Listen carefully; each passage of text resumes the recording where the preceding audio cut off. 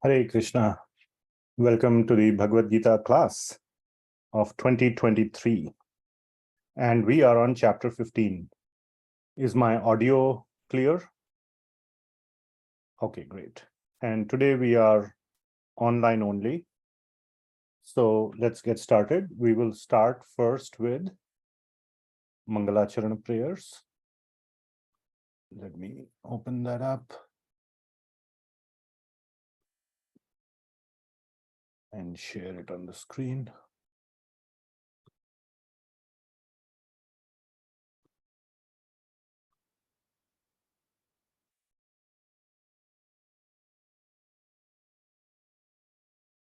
Okay.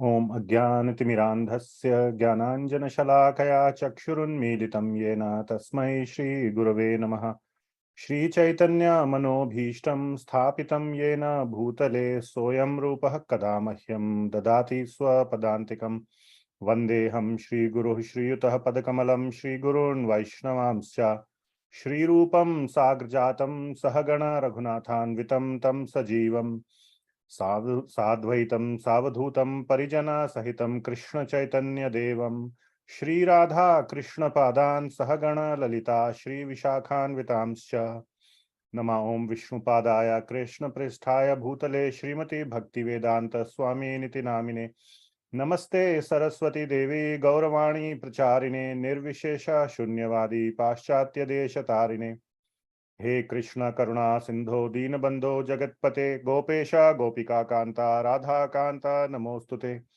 तप्त कांचन गौरांगी राधे वृंदावनेश्वरी वृषभानुसुते देवी प्रणमामि हरिप्रिये वाञ्छकल्पतरुभ्यश्च कृपा सिंधुभ्य एव च पतितानां पावनेभ्यो वैष्णवेभ्यो नमो नमः।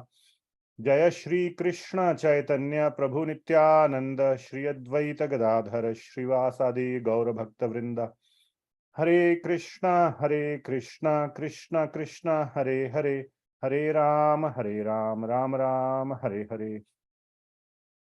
श्रीमद् भगवद गीता की जय, श्रील प्रभुपाद की जय। All right, so now we will start our discussion on chapter 15.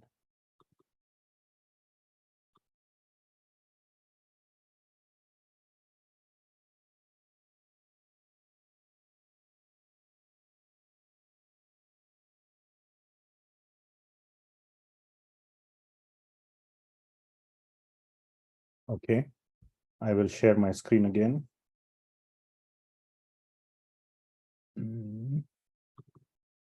Okay. Is the PowerPoint visible? Thanks.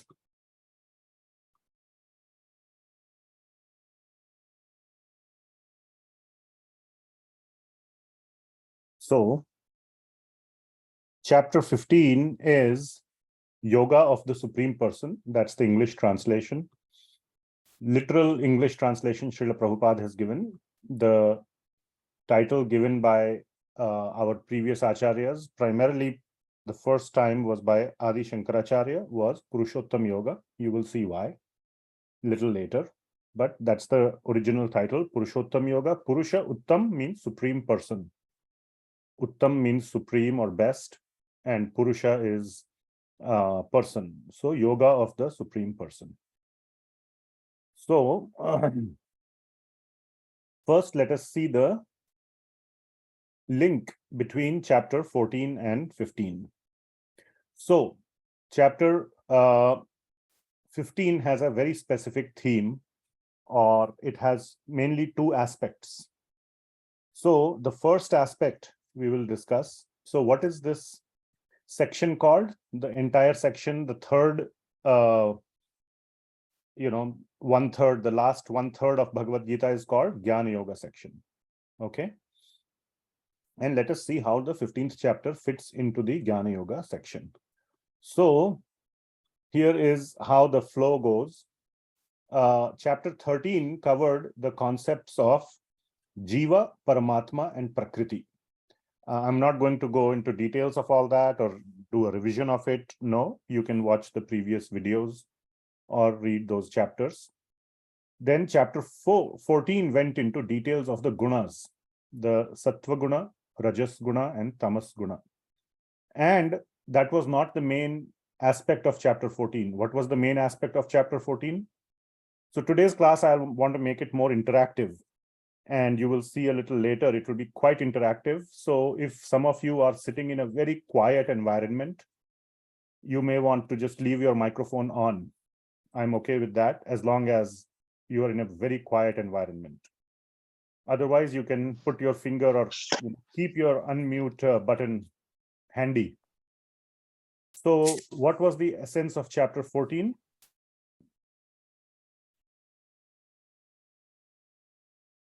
Jnana Bhakti.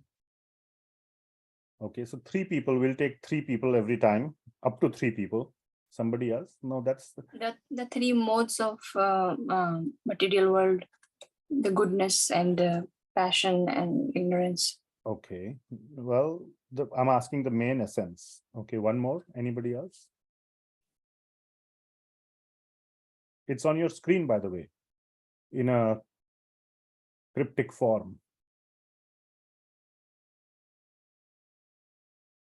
So, guna atita, which means that the purpose is not to understand the 3 modes, but to transcend, go beyond the 3 modes. Okay. And the answer of how to go beyond the 3 modes was, what was the answer? Bhakti Yoga. Yes, bhakti, avyabhicharini bhakti. Okay, Lord Krishna says in 14.26, Mam chayo avyabhicharena bhakti yogena sevate. So Krishna bhakti, Mam, avyabhicharini means unbroken bhakti. So that is how one can go beyond, become a guna atita.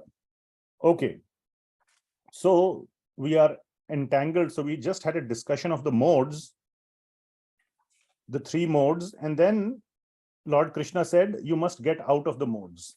Okay.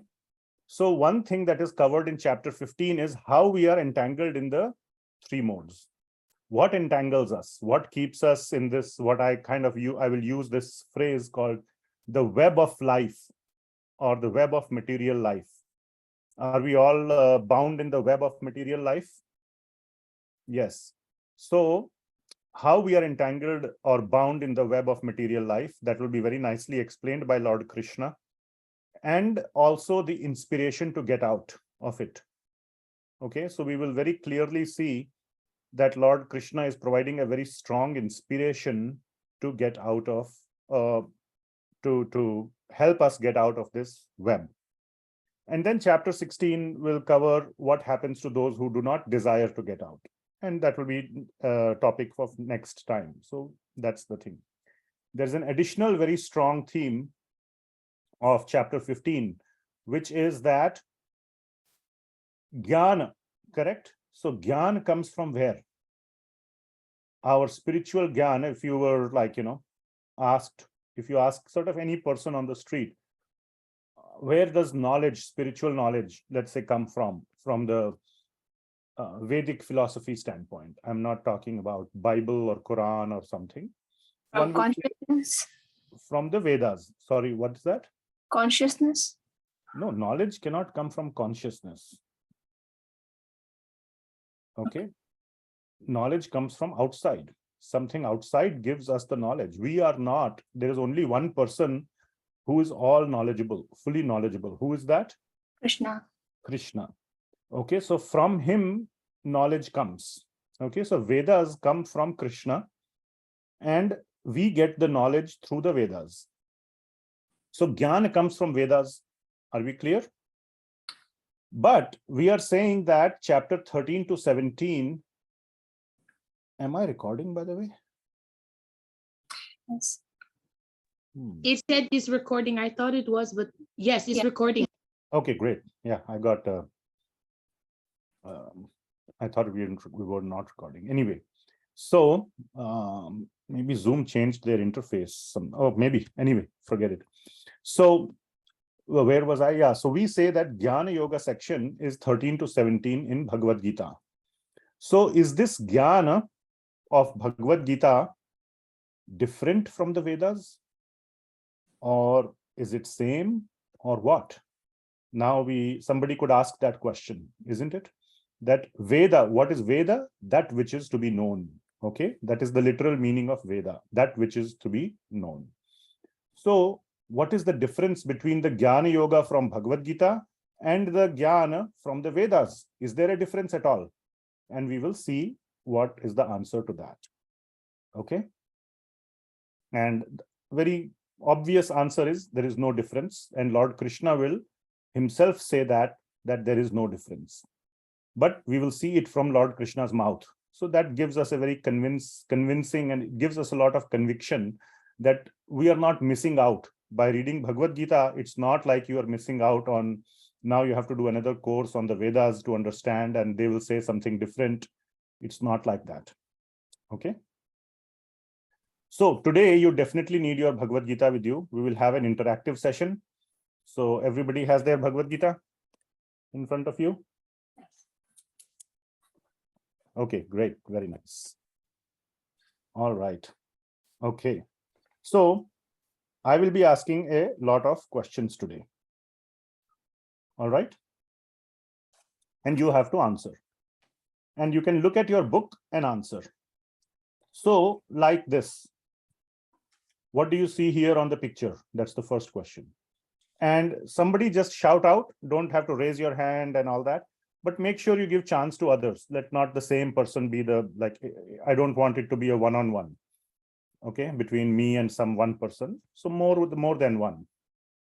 And just be, okay, what do you see in the picture? Reflection of that. Reflection.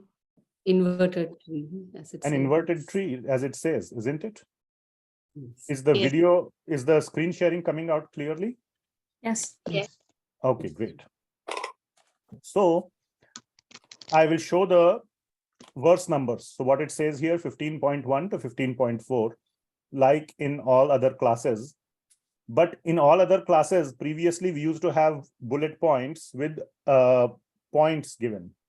Now I will have questions instead of the answers. Okay, so most of the slides will have questions, and answers will come from the interaction. Okay. So here is the first question for today. And what you can do is you can try to, again, read from the Bhagavad Gita translations, and how much ever, you can read. If you have read it before, that's best. Otherwise, if you have not, then you can try to give some intelligent answers. What is the difference between a real tree and an inverted or its reflection? You can see here, this is water, isn't it? And we see a reflection in the water. That's where we see an inverted tree. Where else would you see an inverted tree? We usually see it in a reflection. So what is the difference between a real tree and an inverted tree? Think about it and say something. In a real tree, roots coming down, and the inverted tree roots up. Okay. All right. You can touch the tree, the real one, the inverted one. If you try to touch it, it will disappear as soon as you put your hand on it. Yeah, that's a very good point. So yes, inverted, what you said, Inessa Mataji, was that's what we mean by inverted. You just defined inverted. Okay, that roots go up and branches go down. That's the meaning. That's the another way of saying that it's inverted in a reflection. But what the other Mataji said, yes, the real tree, but I want it in a little bit more concrete terms. So The that inverted tree is an imaginary tree, or is a fake tree? yes. You need a media to reflect. Someone need to show you the reflection. Sorry, Sukumar Prabhu, what is that? It's some media needed to show the reflection. Okay, so very good points are being made. You need a medium like water to show the reflection of the inverted tree. Without water, you cannot see the reflection. Then we said that you cannot touch the real tree. Okay, so the moment you touch it, it goes away, or it gets, whatever, disappears. So let me ask a question that what does a tree give? Tree is a useful thing, isn't it? What does it give? How is it useful? Shade, fruits, Very nice. Those are the two things I was looking for. Shade and fruits. home for birds. Home for birds. Very nice. I did not think of that. So that's good. Now we have three things. Can the reflection of the tree give any of these three things? Can you tell a bird to make a nest in a reflection? Can you go and eat the fruits from the reflection? No. No, isn't it?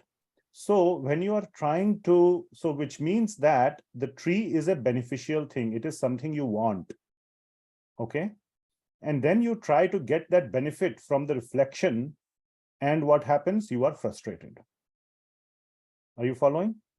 It appears as if that inverted tree will give that fruit because you are able to see it in the reflection, but it doesn't actually exist. Okay. So that is the meaning of a inverted tree. So what is this? Are you all with me? Yes. So what is this inverted tree representing?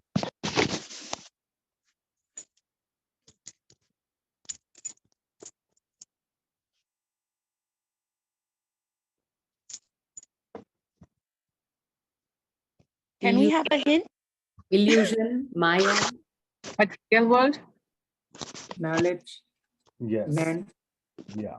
So this, I'll mute you, Queen, because there is a lot of background noise. Sorry. So this inverted tree represents the material world.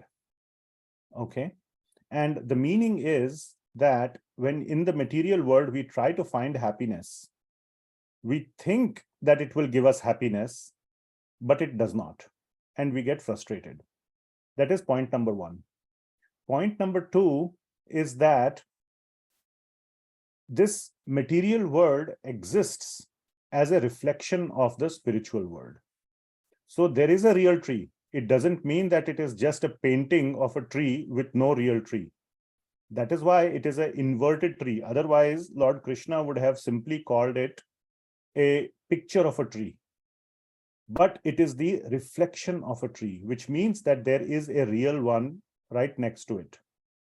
So if you are swimming in the water and are drowning and are hoping to get some relief from this inverted tree, okay, then all you have to do is to somehow reach the real tree and you will get the benefit. So the point is that there is a real tree that exists. Okay, and the inverted tree is merely a reflection of the real tree. Another point is that it is not a direct reflection. In the picture, I have shown you a very calm kind of water is very calm. But if there are waves or ripples in the water, then what kind of a reflection you will see? You will see a distorted reflection, isn't it? So which means that in the material world, there is some happiness. Wouldn't you agree that there is some happiness in the material world? There is not permanent misery, but there is misery as well. It is mixed with happiness and misery, and that depends on our past karma and so many things. So, which we have all discussed already. So this material world is a place where we get mixed misery and happiness. So there is some aspect of the real tree, but it is distorted. And the more we try to hold on to it, the more distortion we see. The more we try to grab it, the more we get frustrated. All right. So please keep all these points in mind. Okay. So let us now read verse numbers 1 and 2. So these first 2 points are given in the verse numbers 1 and 2. So I need to open my other iPad here. Give me 1 second.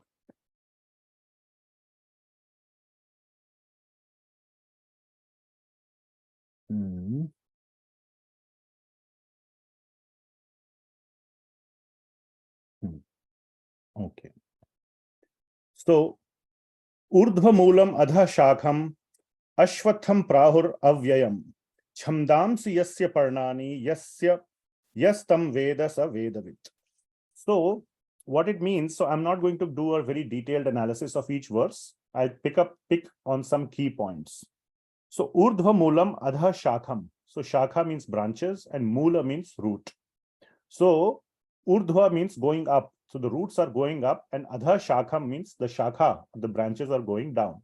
That's what is given about an inverted tree. And the other part is chamdamsi yasya parnani yastam veda sa vedavit. So what that means is that the leaves, parnani means the leaves, are chhandas, and the chhanda means the Vedic hymns. So what it also means is that through the Vedic hymns, or through the Vedas, through the knowledge of the Vedas, through Bhagavad Gita, we can get an understanding of what the real tree looks like. So we get to see the reflection of the real tree, and the leaves are describing, when you see the form, the leaves are just one aspect. There are many aspects. There are branches, twigs, and all that. When you see the real tree, or when you see the reflection of the real tree through the form, which are the chhandas of the Vedas, you get an understanding what the real world looks like. Where if you go there, you will get the actual benefits of the tree, fruits, shades, nest, whatever else are the benefits of a tree. Okay. So that is what is mentioned here. And the last line says, Yas tam veda sa vedavit, that one who knows this tree is the knower of the Vedas. Okay, Vedavit means the one who knows the Vedas. And Yas tam veda, who knows this, who knows the structure of the tree, is the knower of the Vedas. So what it means is that the structure of the tree is described in the Vedas. So if you can know how this tree works, or what its structure is, how it works, all the details about this tree, then you know the Vedas. Okay. So what is this tree? This tree is the material world. So the Bhagavad Gita has already covered quite a bit about how the material world is structured. The 14th chapter talked a lot about the material world. It talked about the three elements of the material world, the three gunas. Okay, sattva, rajas, and tamas. Those are the three, like electron, proton, neutron of the material world. And then in the 13th chapter, and then there was a lot of discussion about how this material world is structured. So that is what is present in the Vedas as well. Second text. Okay, so let's see what are the aspects here. Okay, I'll skip this one. So, but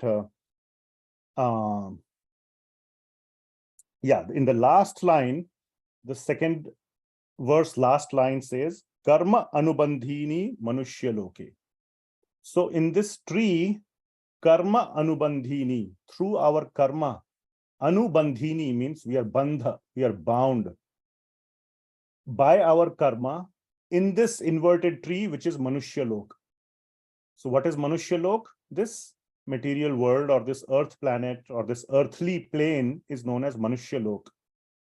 By our karmas, we are bound to this manushya lok. Do you see that? Karma anubandhini manushya loke. All right. So now that we know these two things, the next question is, what should you do? What should one do now, having known the nature of this inverted tree? So what are the things we know? That this inverted tree is not a place of permanent happiness. There is happiness and misery.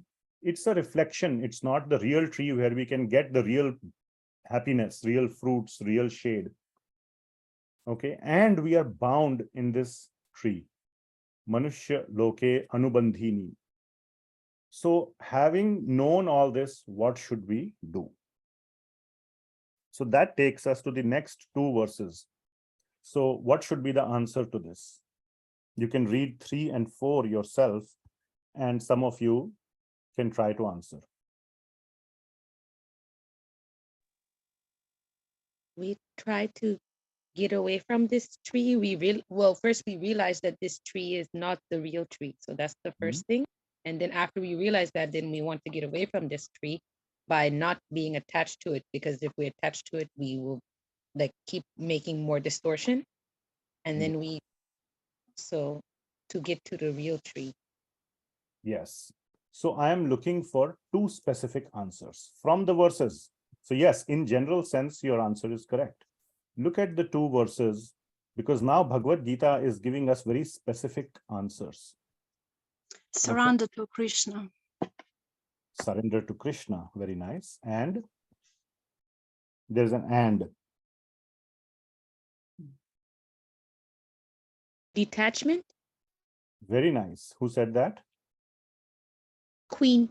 Okay, great. So yes, those are the two answers, detachment and surrendering to Krishna. So where does it say that? So in the third verse, if you see asanga shastrena dridhena chitva. So what is a shastra? Shastra means a weapon. And what is the name of the weapon? Which weapon should we use? Asanga shastrena. Asanga. Asanga means detachment. Sanga means to attach. Asanga means to detach. So with the shastra, with the weapon of detachment, chitva means to cut. And dridhena, it's a very important adjective. Dridha. Dridha means what?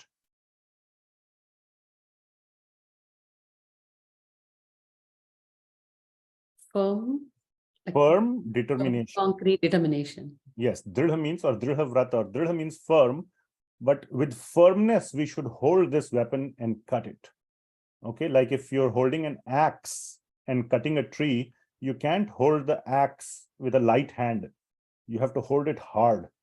Okay, so when you hold the axe very hard and you give a powerful cut, then it makes a dent. Then it begins to cut the tree, because this tree is very, very strong.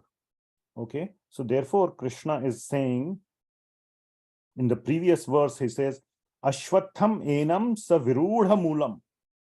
So we are entangled in this web of the tree, virudha moolam. It is a very moola, means these roots of the tree are very, very strong. It's not easy to uproot it. So virudha moolam. Therefore, with asanga shastrena, with the shastra called asanga, called detachment, we must very firmly hold this weapon or this tool, this axe, and cut down this tree. That's the first step, or that's one of the aspects. And the second aspect is that we take help from Krishna. And therefore, in the next verse, Lord Krishna is saying that Tameva chadyam purusham prapadye. So also what you have to do, prapadya. Prapadya means to surrender. Adi Purush. Tameva cha Adi Purush. Adya Purusham. Who is the Adi Purush? The first person from whom everything comes. So who is the father of all living entities? Krishna. Yes. So he is called as Adi Purush. Another name for Krishna is Adi Purush, and the meaning is the original father of all living beings. So what is being said is that Tameva cha Adi Purusham prapadye, to surrender to the Adi Purush. Okay, and then with his help as well, we are able to develop this detachment. Now in the next several, not next ones, but a few verses later, we will see what kind of help and inspiration he provides. So he is providing a lot of help. You have to accept the help. If you don't accept the help, then it's not his problem, it is our problem. Okay, but the help is available, and you will see what kind of help is available, and it is undeniable. You will see that that help that he's providing is very crucial and undeniable. Okay, you cannot say that, oh, it's just, he says he's providing the help, but it's not there. I don't feel it. You will not be able to disagree that the help exists. It absolutely exists. So tameva chadyam purusham prapadye. So that is the so are we good with this? So let's do a quick revision of the first 4 verses. So what did the first 4 verses describe? The first 4 verses describe the material world and the fact that it is not real. There is something beyond. We may think oh, this is it. Good or bad, I have to live here. No, there is something beyond. Not only there is something beyond, this is unreal. The real stuff is out there. Okay, so that is point number 1. That was covered in verse number 1. Verse number 2 talked about the fact that how we are entangled in this material world. Okay, due to our karma. The third verse talked about, the next 2 verses talk about how to get out, or what are the initial sort of things to get out. The two steps or the 2 aspects to get out. One is detachment, and the second is surrendering to Krishna. So the Sanskrit there was asanga shastrena dridhena chitva, and then tameva chadyam cha adi purusham prapadye. Tameva chadyam purusham prapadye. That is cha adi purusha. Okay. And then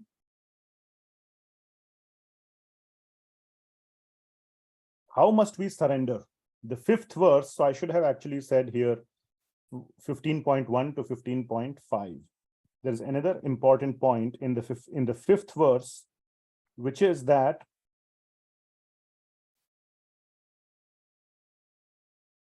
those who are free from false prestige, illusion, and false association, who understand the eternal, who are done with material lust, who are freed from the dualities of happiness and distress, and who, unbewildered, know how to surrender to the Supreme Person, attain to that eternal kingdom. So what happens when we do these 2 things, detachment and surrender? The last line of the 5th verse says, Gachantya amudha padam avyayam tat.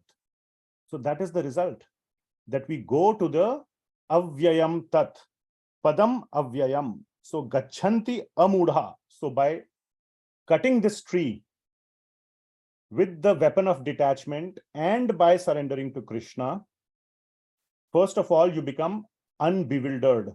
Your confusion is gone. That is amudha. You become amudha. Mudha means foolish. Amudha means you become wise. So amudha and gachanti. Gachanti means to go. Gachanti padam avyayam.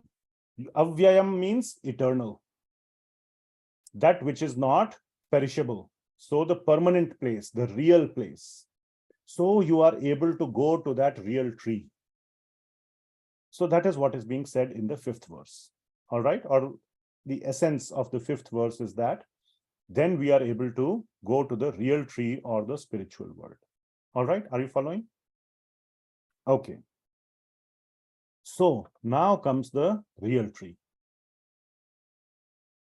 So that is covered in 15.6 and 15.7. So what is this real place? What is that real place? So what is that place? Anybody?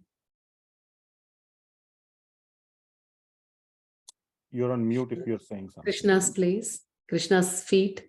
Yes, you go to Krishna's feet. Vaikuntha, Goloka. Vaikuntha, Goloka, very nice. So yes, so in the 15.6, it's a very beautiful and very important verse where Krishna is describing his home. Okay, so what does he say there? Na tad bhasayate suryo, Suryo. na shashanko na pavakaha, yad gatva na nivartante tad dhamam paramam mama. Mama. So 3 aspects are being described there of this place, or 3 things, that na tat bhasayate suryo, that place, that spiritual world does not need a sun to illuminate it. Na shashanko, it doesn't need a moon. Na pavakaha, or fire. None of these things are needed. It is self-luminous. It is illuminated by Krishna himself. Krishna is the luminous person, and he illuminates this entire spiritual world. You don't need a sun, you don't need a moon, you don't need anything else. And the 3rd line is very important, even philosophically. Yad gatva na nivartante. One who goes there once never comes back. Yad gatva, upon going there, gatva, on reaching there. Na nivartante. One never returns. So it's a one-way journey. Okay. And we had this discussion. One of the participants had a question, do we come back from the spiritual world? And I referred to this line. And if you read the purport by Srila Prabhupada, very clearly he says there is absolutely no chance of returning back. So that is exactly what Krishna is saying. It's a one-way street. You go to the spiritual world and that's it. Yad gatva na nivartante. And that place, tad dhama. Dhama means a place. Dham means a holy place, but dham technically just means place. Tad dham, or it means a home. Tad dhama paramam. First of all, it's paramam. It's the topmost. And mama, it is mine, Krishna says. Krishna Lok. My home, and it's the topmost home wherever in the entire universe. It's the topmost home and it's my home. Okay. Are you clear? Yes. So 15.6 is describing Vaikuntha. Okay, so one can ask that is Krishna's home. All right. Are we welcome there or not? Or what is our relation or connection with God? So what is the answer to that question? It is his home. He is saying mama, tad dham paramam mama, and yad gatva na nivartante. So one who goes there, somebody, maybe it is his home, who goes there never comes back. What about me? Who am I? We are all his kids. So we don't need permission to go to parents' house. That's exactly right. Very correct. And how do you say that? So did you say that by your intelligence, or you We all know Krishna is our dad. He is the father of the entire universe, or even beyond universe. That's what we learned in the previous chapters too. Yes. So that is exactly what is said in the next verse. So you said the right answer, but without reading the next verse. But that is exactly what is said. Okay. Mameva amsho jiva loke jiva bhutah sanatana. So now he's saying Mama eva amsho jiva loke. So in this jiva loka, whoever are the living entities, jiva bhutaha, are mama eva amsha. They are simply my amsha. They are my parts. Parts and particle. Yes, they are parts of me. So they are not only my children, they are mine. There is an aspect, mama eva amsho. Like we say, to your child, you say, you are the, what do you call, dil ka tukda, we say. You are a part of my heart. It's a more loving way of saying that, you are mine. So mama eva amsho, you are my amsha. Or all jivas, every single jiva bhuta, all living entities are Krishna's amsha. So we don't need, like Mataji said, you don't need permission to go to your father's home. It is your home. By our choice, we are staying outside. The door is always open. Okay.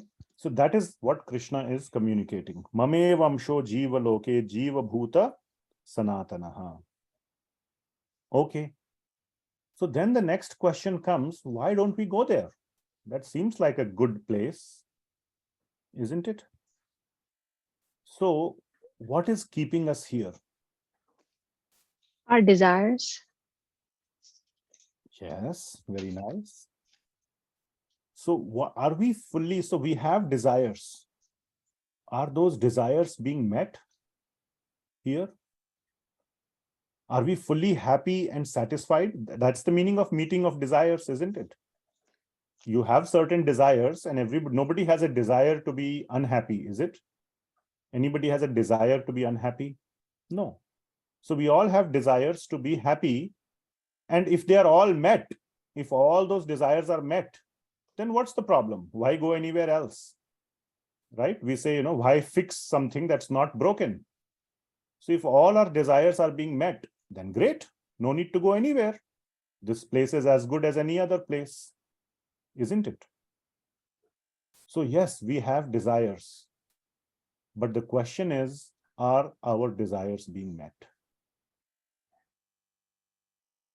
And if not, so do you think, how many of you think that all your desires are being met? How many of you say that many of your desires are not being met? Okay, so some of you are raising your hands. So why not? Why are our desires not being met? And I want an answer from this verse.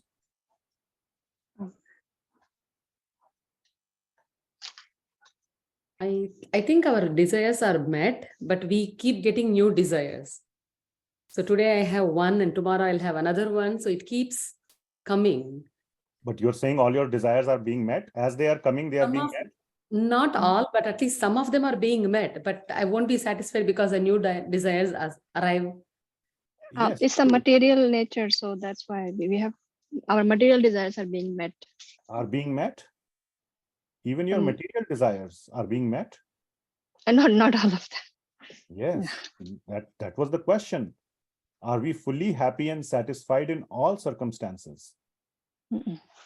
Because our desires are led by coming from our sense gratification.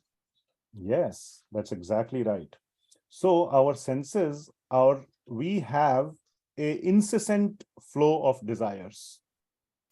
Some desires are getting met, and then the moment they get met, we come up with 5 more desires. Okay, and we don't learn from the fact that some desires were not met. Some were met, and we keep desiring more and more. We had discussed this earlier also, where we said it's like trying to lick honey from a razor's edge. So we get cut, okay, we get hurt, but sometimes the honey is also sweet. So we keep licking, we try to keep licking honey from a razor's edge. And that is our situation. So there is always a mix of meeting of desires and frustration of not meeting of desires. And we are constantly in that battle or in that game of having desires and being happy sometimes and being frustrated at other times. So what is said here, Manaha Shasthani Indriyani Prakriti Sthani Karshati. So that is the last line of 15.7, where Lord Krishna is describing that there are 6 indriyas primarily. The 5 indriyas, and the most important indriya is mana. Indriya means sense, input sense organs, what is known as the jnanendriya. So what are the 5 indriyas? Eyes, ears, nose, tongue, and skin. So these are the indriyas through which we get pleasure, isn't it? And ultimately, the one sitting who is ultimately enjoying is the man, the mind.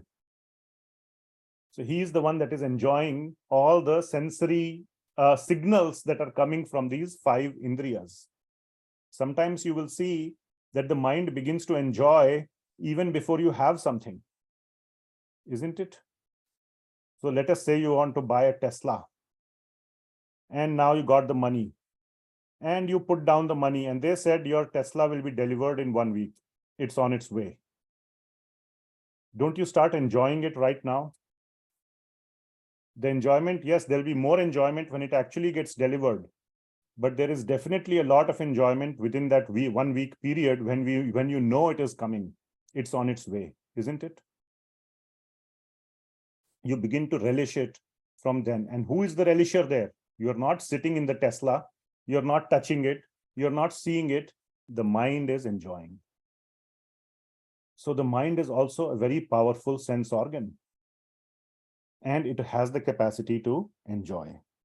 So Manaha Shasthani, 6, Shashtha, 6, Indriyani, through these 6 indriyas, we have a constant desire to keep enjoying. Prakriti Sthani Karshati, we invest Prakriti Sthani, we invest these 6 indriyas into the material nature.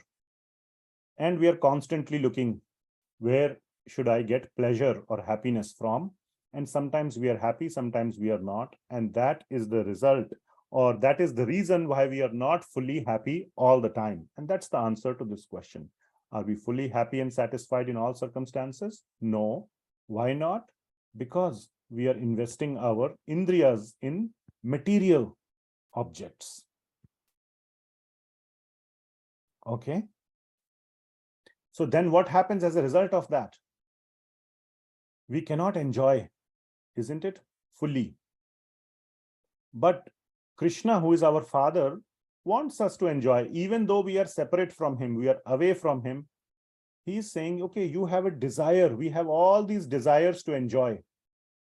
So go ahead, you enjoy. I will give you the facility to enjoy. So as a very kind father, and again, this goes back also to our discussion that Krishna only sanctions that much enjoyment which we have earned. We cannot enjoy, even through sinful means, more than we have earned. We have had this discussion before, I remember. So to that extent, to that limit, Krishna allows us to enjoy this material world. So how does he allow us to enjoy this material world? By putting us in various species.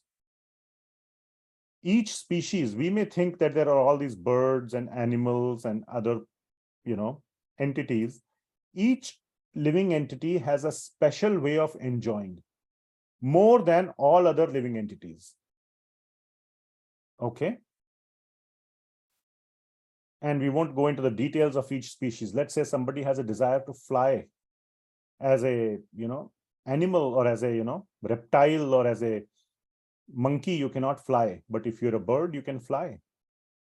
And there are so many other things that each species can do, which other species cannot.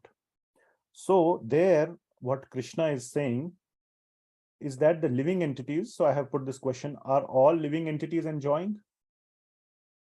Do you think a dog enjoys his life? To a certain extent. I did not put the word fully. So I'm not asking, are all living entities enjoying fully? But are all living entities having some enjoyment? Yes, we know, dog wags his tail. We were taught that when the dog is happy, he wags his tail, isn't it? We can clearly see, everybody who has a pet dog can clearly say that the dog at certain times is enjoying and at certain times he's not. Isn't that a truth? When you give him something to eat, he's very happy. When you come back home or whatever, he's very happy.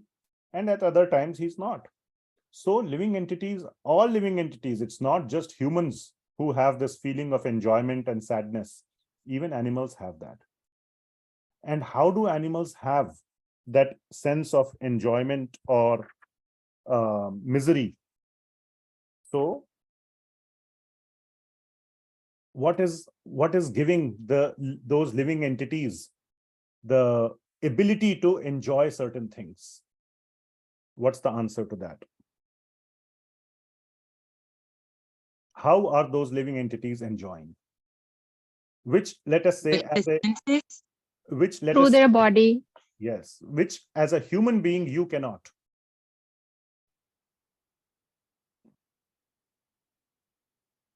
As a human being, you cannot enjoy in the same way as an animal can, or some other species can. So what is causing that species to have a certain kind of enjoyment which you cannot?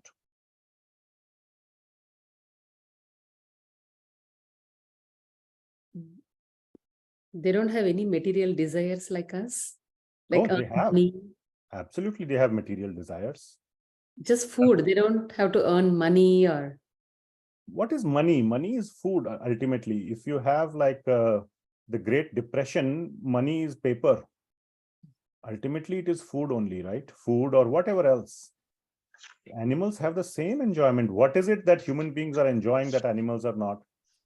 By having different bodies, we can have different desires enjoyed. Exactly. So if you want to fly, can a human being fly? Forget the aeroplanes for a minute, but you can't fly. You need wings to fly. If you want to swim like an aquatic, you need to have a different kind of lungs. You need to have different kind of body. So Lord Krishna is saying that in the 9th verse, he's saying that Shrotam Chakshu Sparshanam Cha Rasanam Ghanam Evacha. So these are all just the various sense objects, sense organs. Shrotam, the one through which you hear. Chakshu, eyes. Sparshanam, a particular type of skin. Ghranam means nose. Rasanam means tongue. So one has these various types of bodily features through which adhishthaya manashchayam vishayan upasevate. This is the important word. Vishayan upasevate. Vishaya means the sense objects. Upasevate means you are enjoying. Uska sevan kar rahe ho. Upasevate. Sevan karna means to enjoy. So vishayan upasevate. So if you want to live in water, well, guess what? Krishna can give you the body of a fish, and then you can remain 24/7. You can do swimming, you can do scuba diving, you can do whatever you want. If you want to fly, you can have the bird's body. So depending on one's desire and one's eligibility, both, Krishna gives you a certain kind of body.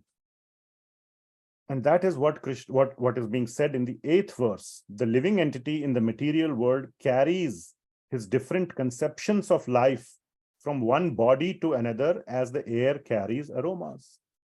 So different conceptions, different desires are carried. And according to our eligibility, the living entity gets that body. Thus, he takes one kind of body and again quits it to take another. Are you following? So based on our desires, those desires carry into the next life. Krishna gives us a particular kind of body through which we enjoy. We fulfill our desires. And then the remaining desires we fulfill in the next life with the next kind of body. And like this, we are going through. And thus he takes one kind of body and quits it to take another. So seems like a good deal. You have desires. You go through different bodies and you are enjoying the various Vishayan Upasevate. You are doing Sevan. You are doing enjoyment of the various Vishayas. Vishayas means sense objects. If you want to, when somebody wants to eat a lot of meat, well, guess what? He can become a jackal or a tiger or whatever, and he gets to eat meat, They don't even want to eat grass. All they want, is that. So, and there are so many other things which I don't want to even say on the Zoom call. That if you want to enjoy, Krishna will give you a specific kind of body in which you can have continuous enjoyment of a specific type. The question is, at what cost? That is the question. What is the cost? Again, in these two verses, where can you see that there is a cost? This is the most important, not the most important, but a very important point. What is the cost you are paying?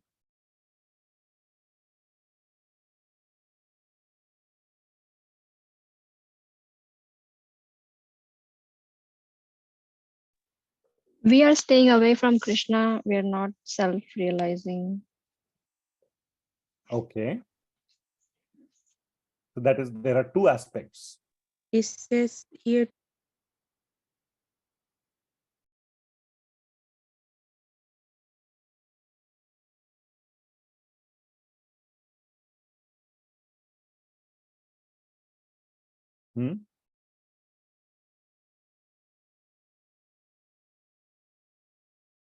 It says I here. was a little confused because it said you Utkramati Isvara, give up the Lord of the body.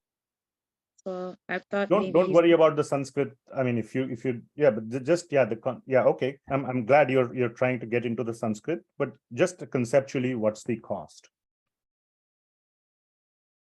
So first cost is,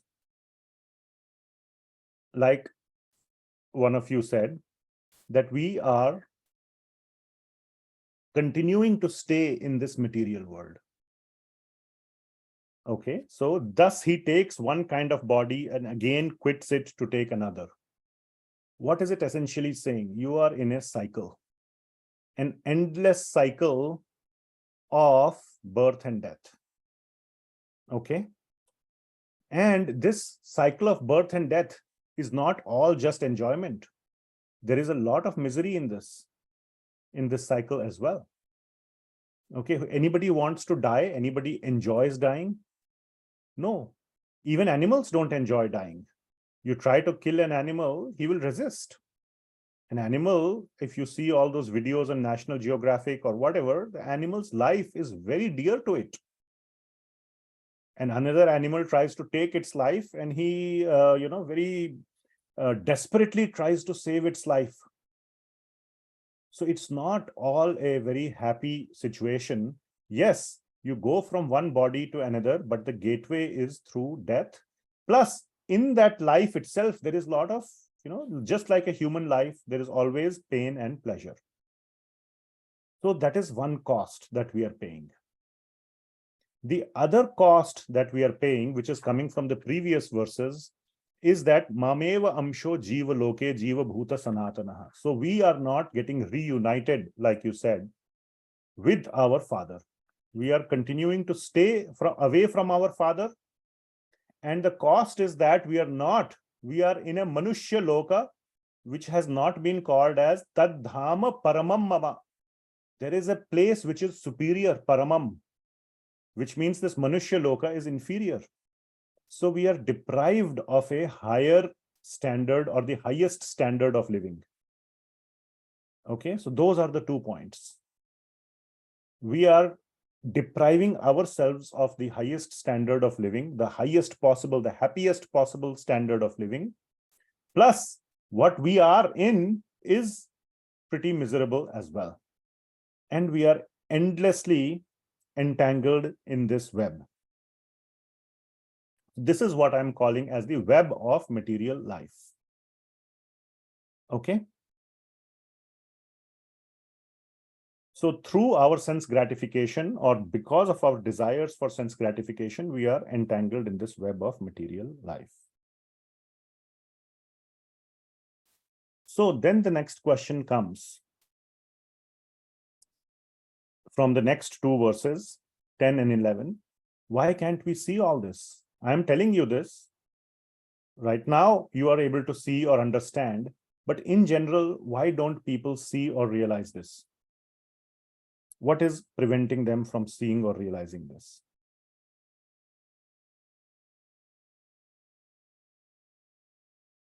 Knowledge. Exactly. That is the answer. So people are ignorant. Okay, so first step is knowledge. There are 2 steps. Okay. First step is knowledge. The second step is inspiration. Inspiration will come in the next part. So the first step is to just know. People may be completely, now you all may not fall in that category. You have been studying Bhagavad Gita for 5 or 6 months now. But for somebody who doesn't even know, somebody may think this is it. There is nothing better than this. Whatever it is this. This is all that there is. So that is called lack of knowledge, ajnana. So the first problem is, why can't one see this? Because simply of ignorance, ajnana. Okay. And that is what Krishna is calling as vimudha. So one who is ignorant is also called mudha, or vimudha is ignorant. Okay. So what Krishna is saying that in the 10th verse, in the 3rd line, vimudha na anupashyanti. Na anupashyanti. Because of his ignorance, because of his mudha nature, na anupashyanti, he cannot see this. And pashyanti jnana chakshushaha. So with jnana chakshu, when the eyes are opened of jnana, when jnana is given and with jnana the eyes open up, then one is able to see this. So by reading Bhagavad Gita, by listening to learned people, the wise people, one can see all this, and that is the process of opening. And to a certain extent, for somebody, you can say that, okay, knowledge is given, but the best knowledge is when one realizes it. So realized knowledge. So when you know Bhagavad Gita, but you forget it, And when misery happens later, you won't make the connection. But if you continue to read Bhagavad Gita or continue to indulge in this dialogue, and then when misery strikes, then you can make the connection. Then you can, that's called realization. That's what I was told. And it's turning out to be correct in my life. Okay. It's like driving, you tell your child to drive, and as long as you're driving in a parking lot, he thinks he can drive on the highway. Isn't it? Or when you're driving on, like in the night on, clear roads, he says, Dad, it's easy, I can drive. Come on, let's go. And then when the moment comes when you are in traffic on the highway, or not even on the highway, on the, let's say on Indian roads, oh my God, how do you drive? This is so hard. Okay. So when you are put in the real situation, then you think you know the knowledge, you know everything. I was, teaching my son to drive. And then, you all know, driving, so but he was telling me, how do you take care of looking at the stop sign and the brakes and left and right, and still you are talking to me and also listening to a music? How do you do 6 things at the same time? He was finding it so hard to do. So even though the theory is all known, he has passed the written test of driving. He has completely passed all 100% marks. But when you put on the road, that is called realization. So when you apply that knowledge, then you are able to see. Then the Jnana Chakshu actually opens. Okay, so now so many people have heard Bhagavad Gita. Okay. But how can we see all this actually?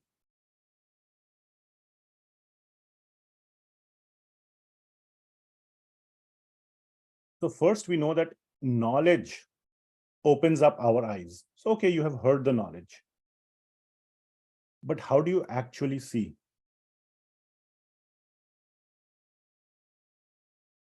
With bhakti. Being in the company of self-realized people who have this realization. Exactly. That's the answer I'm looking for.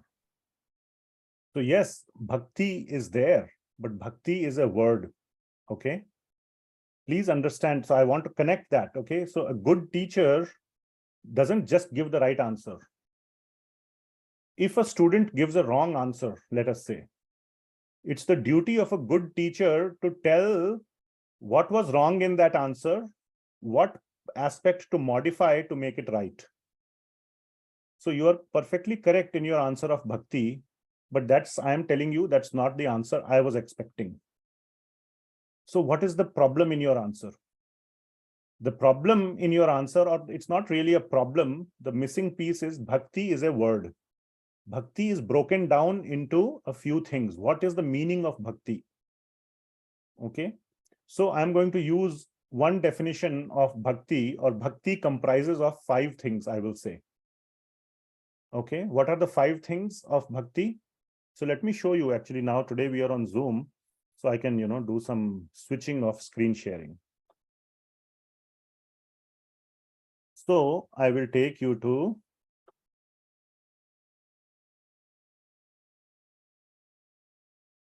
Chaitanya Charitamrita, chapter 22, verse number, I think it is 128. Let's see. Yes. So these are the 5 primary limbs of bhakti, 5 primary aspects, clear to-dos. When I say, if I tell you to do bhakti, what will you do? How do I do bhakti? You tell me to, do 100 sit-ups. I can do that. Okay. You tell me to say some, XYZ, I can say it. Tell me what to do. So here are 5 to-dos on the screen. Sadhu Sangha, Nama Kirtana, Bhagavat Shravana, Mathura Vas, and Shri Murti Sevana. And all these things you have to do with Shraddha, Shraddhaya Sevana. So the first point, like one Mataji said, Sadhu Sangha. Associating with those who are practicing this path of bhakti. Sadhu, Sangha. Then there are 4 more: Nama Kirtana, Bhagavat Shravana, Mathura Vas, and Murti Sevana. Okay. So Sadhu Sangha is a very clear, direct act of bhakti that can be done. So coming to this one. So how can we see all this? In the 11th verse, 15.11, the first line is Yatanto Yogina Chainam Pashyanti Atmani Avasthitam. So Yatanto Yogina Chainam. So these yogis have seen the truth. And those Pashyanti Atmani Avasthitam, having seen this truth, they are situated in the right place. So there is a hint given here that there are people who have seen this. In the previous verse, it was Vimudha na anupashyanti pashyanti jnana-chakshushu. So those who have actually seen this with their jnana-chakshu can see the truth. And there are these people, the yogis, who have seen the truth. So the understanding is you go and learn from them. So the best way to make your own progress is to go learn this from those who have made that progress already. Okay. And then the next line is also very important. But those whose minds are not developed and who are not situated in self-realization cannot see what is taking place, even though they may try. So what it means, the second line of the 11th verse means you cannot do it on your own. You need the help of those who have seen it. So it is a very much like a mentor and a mentee, or a guide and a student kind of a chain, a teacher and student kind of a chain, which is what we call as parampara, guru parampara. So everybody must get connected to a teacher who can take them along. So a teacher, a guide is very, very important in spiritual progress. You cannot do it on your own. And a very, very important line is Yatanto api. And then I will just say, Na enam pashyati achetasaha. Acheta. Cheta means mind or intelligence. Acheta means those who don't use their mind or intelligence. Yatanto api, even if they try, na enam pashyati, they cannot see this truth. Because they are not taking the help of a guide or a teacher. So those who want to do it on their own are not going to be able to do it. So therefore, we must take the help or shelter of an acharya and try to understand this spiritual knowledge.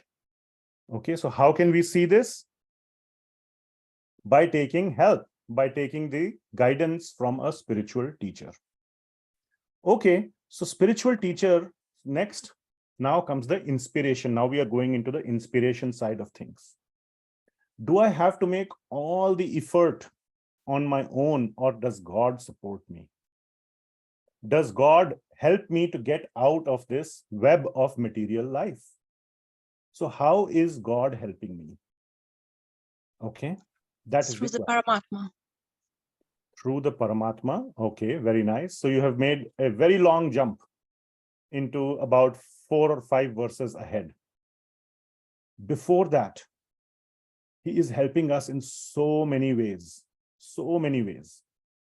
And the problem is, so can somebody tell me in what ways is God helping us?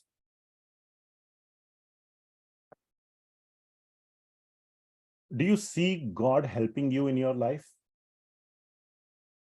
And don't give me some very abstract examples. Give me some real examples. Don't say that, oh, one time I was lost in the jungle and, I saw a light and I followed that light and I got out of the jungle. Okay, that's like a, or I had cancer and suddenly miraculously I got cured. Those are all, don't tell me about miracles. So how is God helping? Yes? Like maybe so we can focus on him helping us to get like some of our needs met, like that like need like in our body to eat and stuff, maybe like, because like I know I asked for a job so I can have money to have food, and then I got the job that I needed, but I don't know, that just my So what if you didn't get the job? maybe some other way I will get food, like maybe he will, oh, he sends some friends when I'm sick to bring me food, maybe. Okay. I don't know. So again, all that little bit is not that big of a miracle, I would say. You know, a lot of people get jobs, a lot of people have friends, but there are people who don't get jobs. There are people who don't have friends. So that's also, I would put it a little bit in a miracle category. Not a miracle, but whatever, a little bit special. How is God helping us? Maybe he will have us situated in a place where it will help us how we are inspired to do that. So what if you're not situated in such a place? Then what I can think of is that you are surrounded by misery and you want peace, and you go out and look for some ways to how to get to the other side. Okay. Okay. So let me tell you this. So again, in interest of time, let's move forward. So here is the fundamental problem. We take life for granted. Okay. Everything that we get, we take it for granted. Let us say you have a rebellious child. Let us say, I'm sure none of you do. And I can see there are a lot of parents here. And you are doing a lot for your child. It's not like you know, some parents, you can say, oh, his dad put him in the best school in the city, and I didn't go to the best school in the city. And that parent is struggling to put food on the table. What will the parent think? Is that parent doing nothing for the child? No, but he's doing whatever in his means, Yes. the best he can. So the child, whatever are the basic facilities that are being given to the child sometimes takes it for granted that, oh, this was my birthright.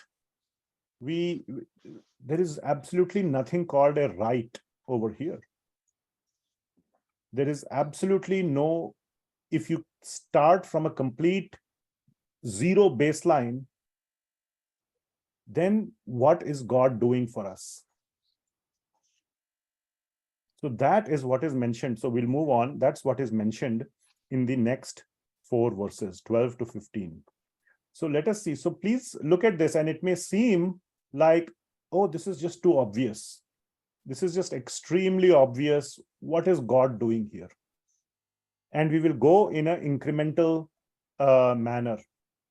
And the first one in the 12th verse is at a celestial level. So the first thing is the splendor of the sun, which dissipates the darkness of this whole world, comes from me. And the splendor of the moon and the splendor of fire are also from me.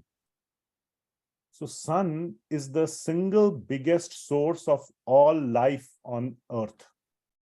Would you agree? Even scientists agree. Without the sun, life wouldn't exist. Without the moon, so many things won't exist. We think that this is just nature. Well, where did nature come from? We are just using nature. This has been given by Krishna. Why does life not exist? There is so much discussion about exoplanets and trying to find life. Why does life not exist there? So there is something special about our planet, about our situation, that we exist. And that whole situation is being given by Krishna. We are just in the right place, with all the right circumstances, to have whatever good life that we are having. So we take these basic things for granted. So please realize, one of the things to realize is how much we are taking for granted. And it will increase as we go along. Okay. Next one. And by the way, the moon, for example, just scientifically speaking, is a very big asset for the earth. It's a very, do you know that our Earth's moon is one of the biggest moons in the entire solar system? All the other moons, there are bigger moons, Ganymede and etc. of Jupiter and so on, but our moon, what we call as the moon, is one of the very big moons compared to all other moons that exist in the solar system. What does that do to Earth? How does it help Earth? So when I'm now going a little bit into science, when there are a lot of these asteroids or meteors coming towards Earth, they get attracted toward the moon gravitationally. So the moon is like a shield of protection around the Earth. It gravitationally attracts all these, destructive potential, missiles coming from space.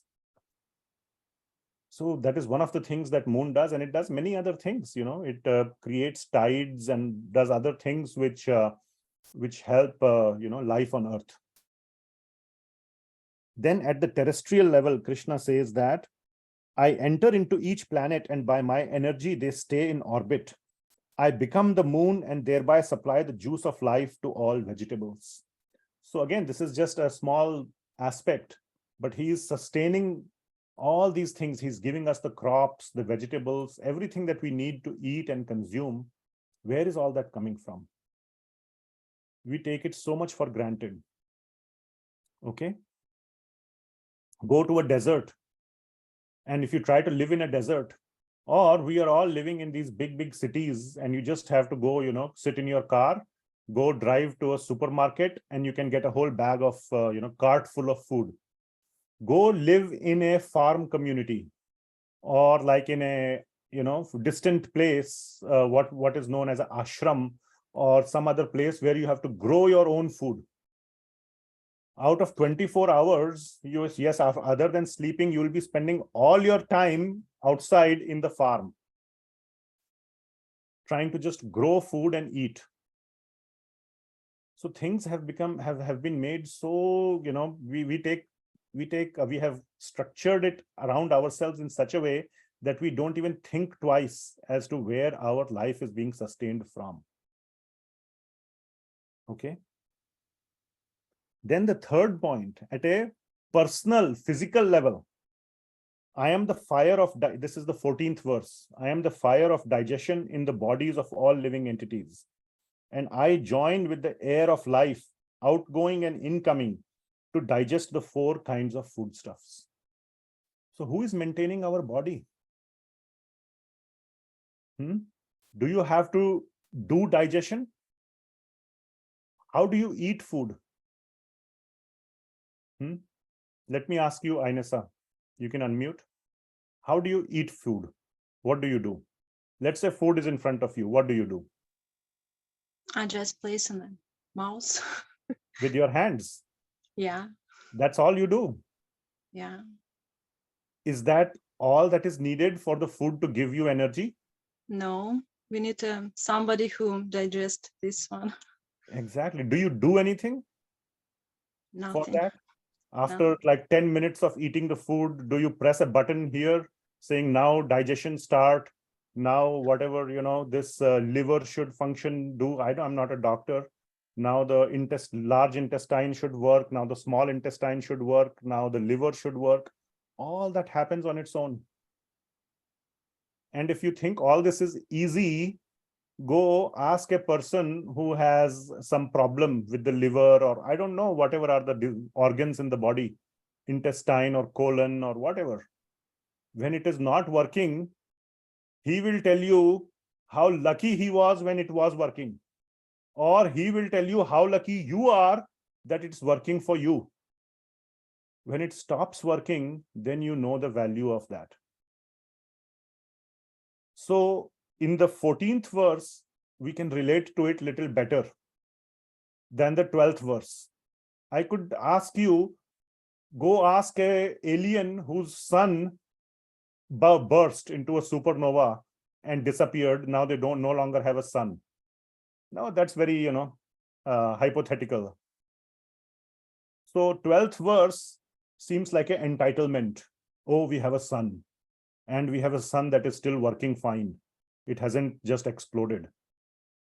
So we are entitled to it. There is a lot of entitlement. Similarly, for all of us here who are young and healthy, we take it as an entitlement. Oh, my body is working fine.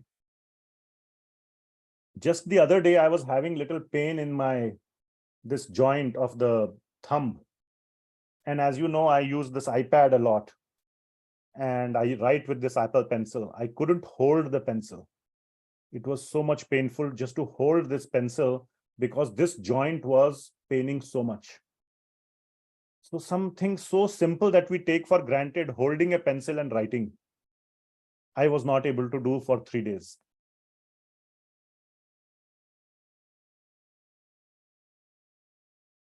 Have any of you had such pain somewhere which you took so much for granted, and then when it stops working or some problem happens, then you realize, oh my God, what a privilege it was when it was working. So who is making all that to work? If your skin gets cut, it automatically heals. Ask a software engineer, if there is a bug in the software, can it automatically debug itself? No. They get paid so much money to debug the software. But this software is auto debug. It cuts and it auto heals. Isn't it? So all this, I'm just trying to show you how much Krishna is supporting our life. And the important part is that it should inspire us. What is the most inspiring thing that somebody can do? Let us say you are trying to inspire someone and he's not listening. What is the meaning of inspiration in that case? The meaning of inspiration is you continue to provide the support. You continue to provide the support. Someday or the other, he will realize that I should take notice of the person who is providing me the support. That is called inspiration. Inspiration is not when you constantly keep making him realize, oh, see how much I'm doing for you. Then he will get annoyed. But silently, you keep supporting the person who is constantly ignoring you, but you still keep supporting. Isn't that inspiration from that person's side? Would you say that or not? Is he providing inspiration? Yes or no? That is what Krishna is doing. We have been ignoring him for so many lifetimes. Even after hearing Bhagavad Gita, we continue to ignore. But does he stop providing us all this? No. Okay, so now let us move on to the last level. So all this was physical. Can you see? Or at a material, bodily level? Okay, the planet is working nice. The sun hasn't exploded. The crops are growing, so we get our food.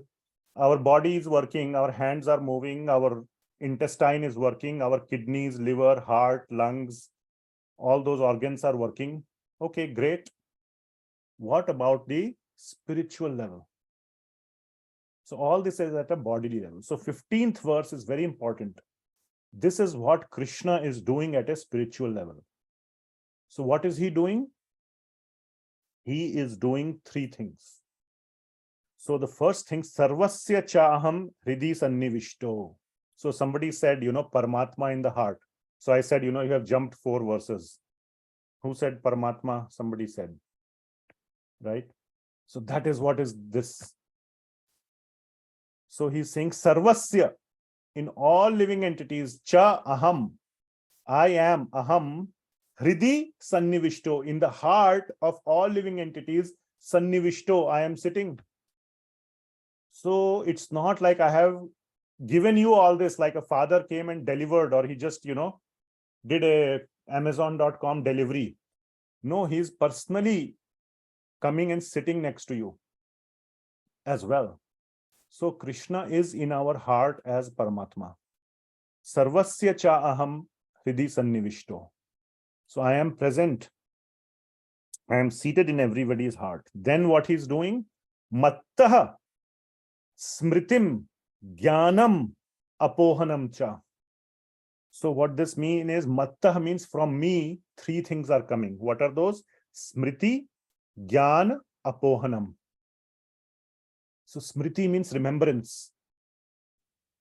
So you are hearing the Bhagavad Gita right now. Hopefully you will remember it till tomorrow at least. Do you think you will remember it till tomorrow? Hopefully. So where is that memory coming from? Some people will remember it for much longer. If you apply it in your life, you will remember it for much longer. Okay. So that remembrance is coming from Krishna. Who is giving you the power to remember? I work in Intel. I can tell you how hard it is to build a memory cell. One of the team builds memory cells. What does a memory cell do? It remembers. It's not easy to make some, thing remember. It's very hard to build a memory cell. Krishna has given us so much memory. Okay? Don't take it for granted. So that is smriti. Then jnana he is giving. Smritir jnanam. And the third thing which he is giving is apohanam, forgetfulness. Now you can say, hey, I want memory. That's good. Memory is good. I want to remember. Everybody is hungry for knowledge. We say, knowledge is king. But forgetfulness is also important. Can somebody tell why forgetfulness is important? So I When can, we go ahead. so I can forgive people and put out of my remembrance when they are doing bad if they are sorry. So it's not always coming in my face like, oh, you did this bad thing. Very nice. Yes, Chandresh. I was saying when we take new birth, we don't remember the past miseries and whatever we went through. Exactly. Same thing, whether it is through previous lives or in this life, forgetfulness is a very good thing. Okay. Forgetfulness, I'm saying, is a cleansing agent. Your cloth gets dirty. What do you do when your clothes get dirty? You put them in the washer. So what happens? It gets cleaned, which means the cloth forgets the dirt that was there on it. So forgetfulness should be used, like Queen said, for forgiveness. And then you don't hold on to it. You don't hold on to the grudge. And this is a very important point. Also, many people ask, why don't I remember my past life? There is this burning desire for knowing, for becoming all omniscient. I want to know. I want to know. Everybody is so much hungry to know stuff. What do you think? Wouldn't you like to know what I think about you? And you keep going, what does he say about me? Can you tell me? Did he say nice things about me? We are all so hungry about information. We want to know stuff so that we can use it for our sense gratification, for our advantage. Okay. And don't you agree that we always try to, through our materialistic conditioning, we remember more the bad things that people have done than the good things that they have done to us? Do you agree? 20 years ago, he said that to me. That one line he may have said 20 years ago, we hold on to it. We remember clearly the exact words, even though he may have said 20 times afterwards, nice things. Oh yeah, I know he said some nice things, but I can't remember exactly what he said. Yeah, maybe 1 or 2 times he said some nice things. But the bad things that somebody says, we remember it verbatim. Yes or no? So we are misusing the smriti and forgetfulness, apohanam, in the opposite way. But those power to remember and forget have been given to us for a proper purpose. So when people ask that, why don't I remember my past life? Because past life means what? What differentiates past life and this life? What's the thing in between called? Death. Death. Exactly. Death is the gateway to go from past life to this life, isn't it? And death is never a happy experience. And if somebody else was the cause of your death, and imagine if you remember that.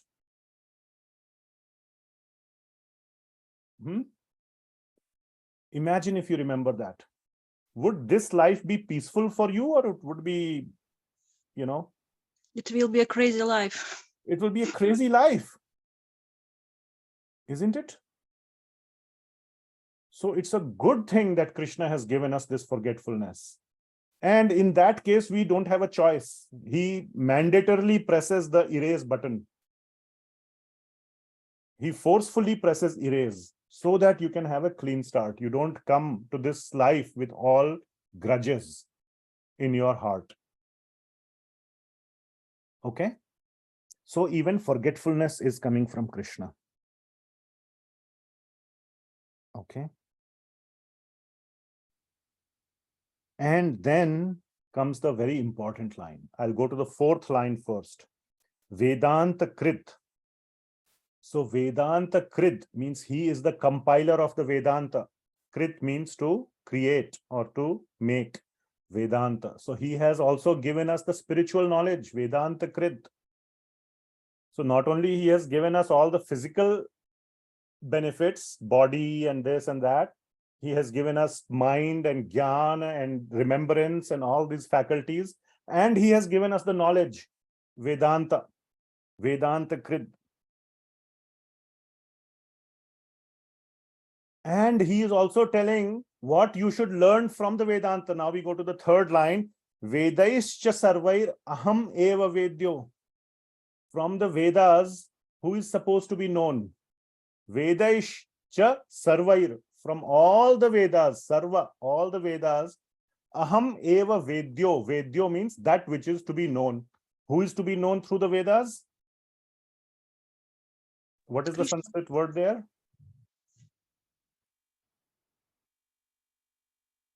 Aham, Krishna. Aham. So what is the main thing to be known from the Vedas? Krishna. So he has given us the Vedas and the Vedanta, and he's even telling us the answer. If I give you a book and say, you find out what is the most important thing to learn from the book. Well, you have to read the book and learn it. Okay, he's even telling you that from this book, you should understand this main point. So from the Vedas, I am to be known. Vedavid eva chaham, and I am the knower of the Vedas. Okay? Are you following all these points? These are very important points. So now do you agree that is there anything missing in this whole system, what we have described, right from the sun and planets to our spiritual mind, intelligence, remembrance, the spiritual knowledge, and even what is to be known from that knowledge? Anything you feel is missing in supporting us to go back to or to have that knowledge, that wisdom, to remove that ignorance? Anything is missing in this whole picture, you think? Our relationship with Krishna. That also he has said, Mame Vamsho Jiva Loke. And he's putting his best foot forward by providing us everything. Our desire or intent? That is our free will. Now, if he also manipulates our desire, then nothing is left. Okay? Then, so that we have to do. Okay? And we have had this discussion. We are not programmed robots of Krishna. We are free beings. He is looking for love, our love. And love cannot be obtained on gunpoint. Okay?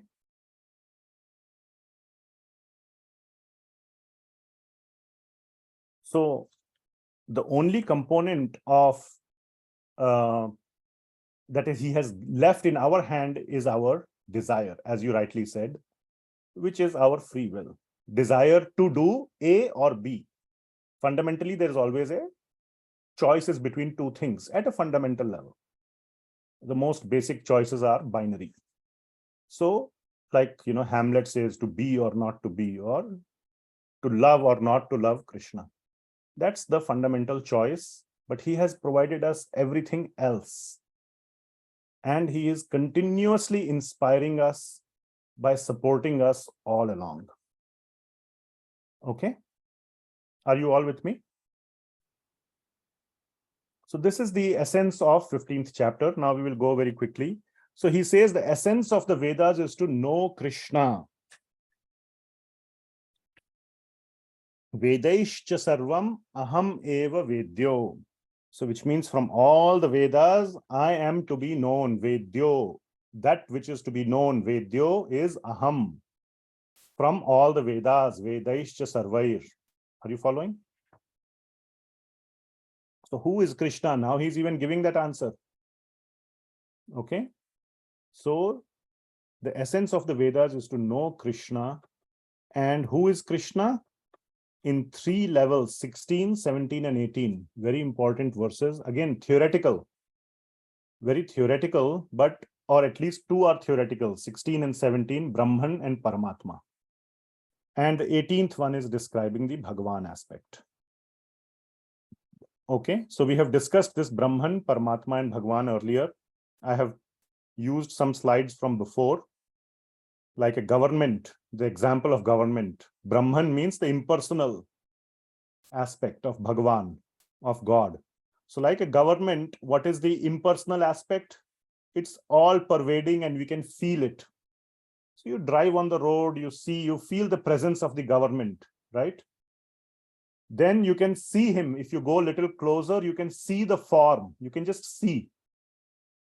So like you can see the form, you can see the White House or whatever, Capitol and all. And finally, at a Bhagavan level, it becomes personal, where you can have sweet exchanges. You cannot have sweet exchanges with some entity that you can only see from a distance. You cannot have any exchange. For an exchange, you have to get up close, and he or she has to be a person. So like that, God, Brahman is the all-pervading impersonal Brahman. Then the form is known as Paramatma. Okay. And then Bhagavan is in so many different ways the Lord comes according to the desire of the devotees.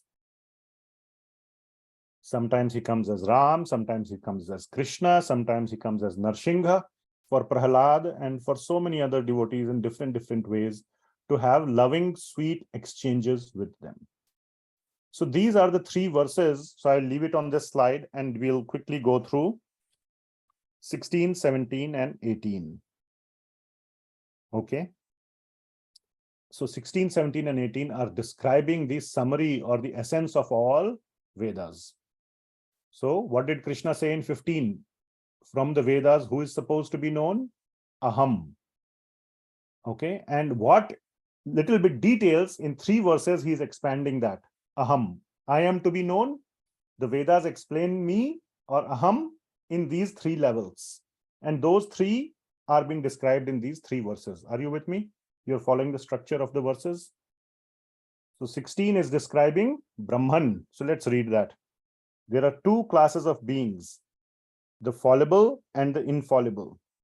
In the material world, every living entity is fallible, and in the spiritual world, every living entity is infallible.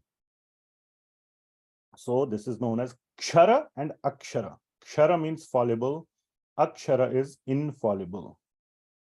And Kutastho Kshara Uchyate. So Kutastho means that which is situated in the Brahman. Akshara Uchyate is the infallible. Okay, so that Kutastho word is describing the Brahman aspect. So the Akshara, the living entities, are that Brahman or the infallible. Okay. Then in the 17th verse, the Paramatma aspect is being described. So besides these 2, which means Kshara and Akshara, so which is the Brahman, the living entities, and the Parabrahman, which is Bhagavan. So they are all made of the spiritual entity, which is what I called as Akshara, and situated in Kuta, Stho, situated in the same. Kuta, Stho means situated in that oneness, in that same element. So our living entity, the spirit soul, the Atma, Jivatma, and Paramatma or Parabrahman, they are of the same spiritual nature. We are just quantitatively small and Parabrahman is quantitatively big. We have discussed this many times. Like a spark versus a forest fire. But the properties are the same. Or a drop of water versus the entire ocean. Properties are chemical properties of water and ocean are the same. But quantity is different. Qualitatively, they are same. Okay? So that is the Brahman aspect. Now, Paramatma aspect.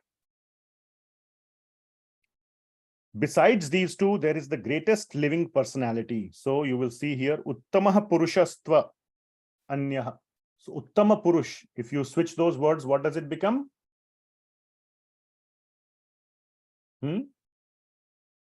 Purushottama. Purushottama. And that's the name of the chapter, Purushottam Yoga. So the Supreme Person, Uttama Purusha. So Uttama Purushatva Anyaha. Paramatmeti Udahrita. That is known as Paramatma. So besides these two, there is the greatest living personality, the Supreme Soul, the imperishable Lord himself, who has entered the three worlds and is maintaining them. So this whole maintenance aspect is being done by Paramatma. So everything that we discussed in the previous verses was being done by the Paramatma aspect. Now, these are very detailed philosophical topics. Don't get bogged down by it. Okay, how is Paramatma maintaining or Bhagavan is maintaining?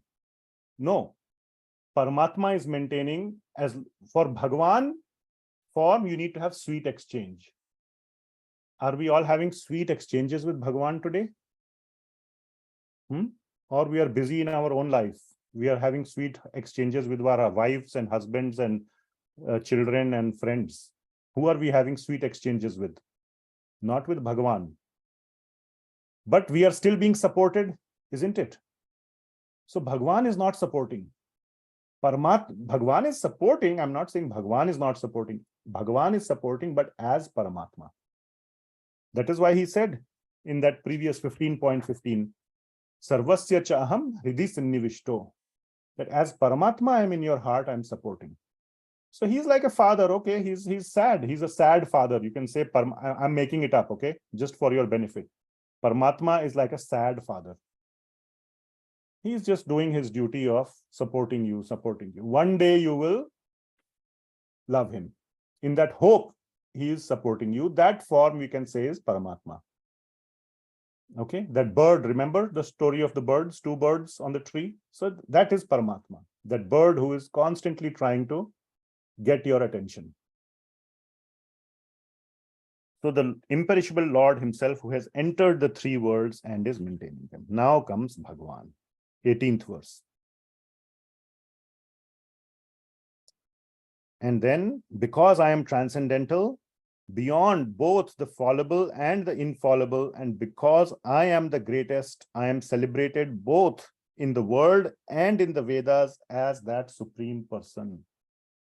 So in the Vedas, the Supreme Person is Bhagavan. So Bhagavan aspect is mentioned in the Vedas, and he is the Supreme Person, and he is the same as the Supreme Person. So it says, Ato asmi loke vede cha prathitaha purushottamaha. So that person who entered the three words in the previous verse, somebody should not think that this Bhagavan is different from them. He is making a link that Purushottam of the previous verse, who is the Paramatma, that Uttam Purush, is none other than me. I am that same person. So don't think that, oh, somebody else is supporting you and Bhagavan is somebody else whom you need to love. So there should not be any kind of doubt in anybody's mind. I am that person as Paramatma who has been supporting you all the time. Please turn towards me and love me. Bhagavan is begging for our love. And that is what he is saying in the next verse, our reciprocation towards God. What does a person with this divine knowledge do? So once we have this divine knowledge or realization, or our inspiration has been now turned on due to his inspiring, we got inspired, then what do we do? What should we do? So 19th verse is the most important verse of the chapter. Just like in the 14th chapter, 26th one was the most important. Okay, what was the 14th, 26th verse of the 14th chapter? Mam chayo avyabhicharena bhakti yogena sevate. That to get out, to become guna atita, do avyabhicharini bhakti. Similarly, in the 19th verse, what Krishna is saying is that yo mam evam asammudho janati purushottamam. One who knows me to be the same as that Purushottamam who has been supporting you all this time. Okay, one who has made that connection. Asammudho, without doubt and without any confusion. One who has made that perfect connection. Are you following? Asammudho. Yo mam evam asammudho. Me janati Purushottama. That Purushottama who has been supporting you. Again, go back to that 15th verse. Sarvasya chaham hridi sannivishto. Who has been supporting us in all aspects. One who knows that I am that person, Krishna is saying, what he should do. Sa sarvavid bhajanti mam. He should do my bhajan, which means bhakti. And how you should do your bhakti? Just superficially? No. Sarva bhavena bharata. With full bhav, with full love. So this line is the most important line of the whole chapter. Yo mam evam asammudho janati purushottamam sa sarvavid bhajanti mam sarva bhavena bharata. So with full bhav, one should do bhajan of Bhagavan. That is the duty, or that's our that's our reciprocation. Are you following? Yes.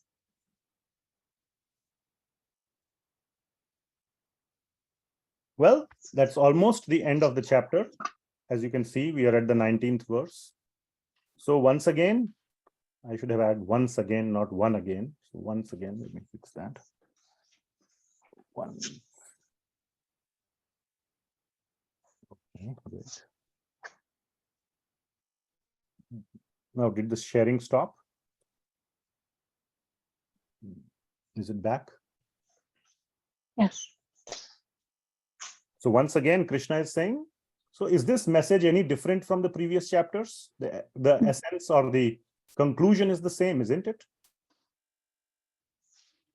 Lot of repetitions. What's that? The same message is repeated over and over again. Yeah, because we are so dumb, we need repetition of the same message, but in a different way. Yes.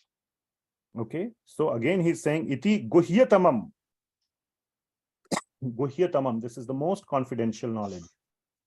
And then another word he's adding, shastram. So from the shastras, from all the shastras, this is the most confidential knowledge that is to be obtained. So remember, if you remember, one of the themes of, where is this? Right here.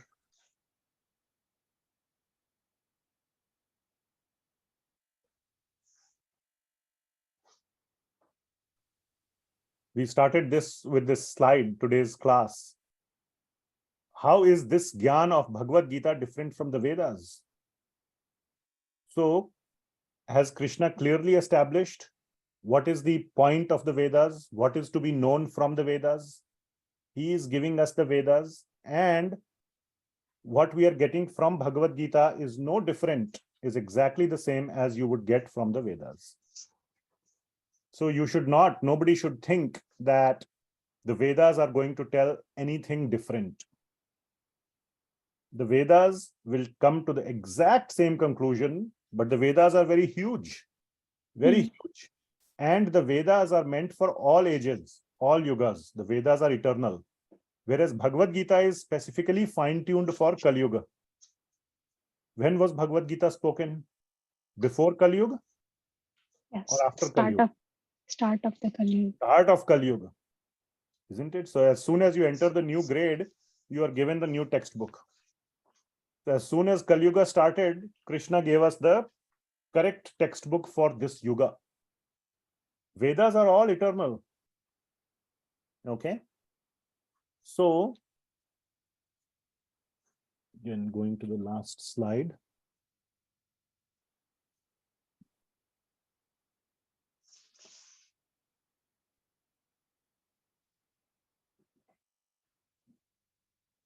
Okay, so the Shastras are none other than the Vedas that is being mentioned here. Iti guhyatamam shastram. Idam uktam maya anagha. My dear Anagha. Anagha is another name for Arjuna, sinless person, an Anagha. So this whole essence of the Shastras, I am again telling you, or I have again told you right now. Idam uktam, I have told you. Ukta means to tell. And what is the next point? Now, having known this, you must act on it. There is a lot of action. Krita krityas.